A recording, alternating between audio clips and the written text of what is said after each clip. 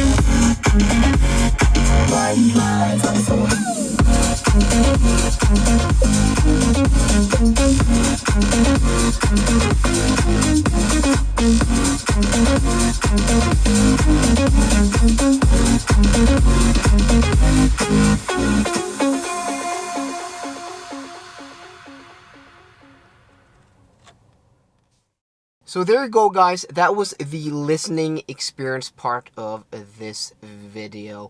I hope you enjoyed it. I hope you were able to, discern the different qualities of this sound system. But let me give you my breakdown. And I'm actually very, very impressed with this sound system. Usually I am very impressed by Harman Kardon in BMWs and now in Minis. This is my first Mini I've ever reviewed or ever driven, to be precise, actually.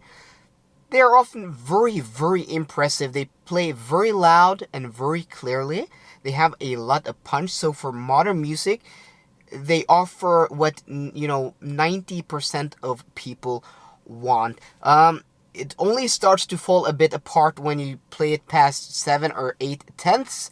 Then the bass becomes a bit muddy. The subwoofers aren't dynamic enough, punchy enough to keep up with the rhythm of the music. But still, my god, at 8 tenths or lower, this is one impressive sound system. I'm actually very impressed by it, and it just sounds good. It's not like the top of the line Burmeister, Bowers & Wilkins, or Bang & Olufsen, which cost 5, 6, 7, 8, 10 times as much as this.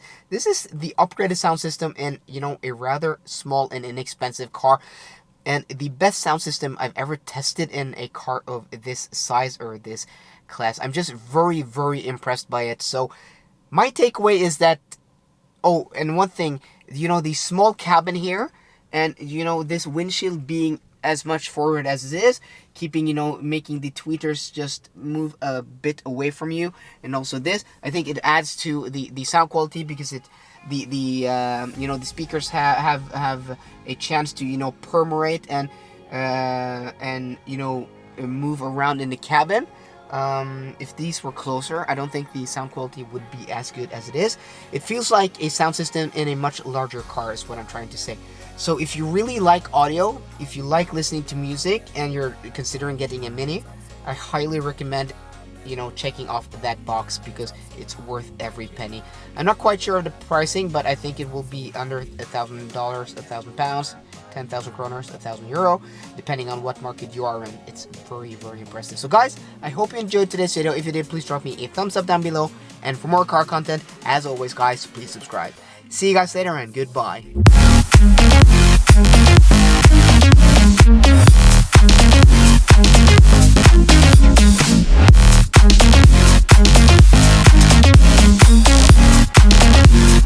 Bye, bye,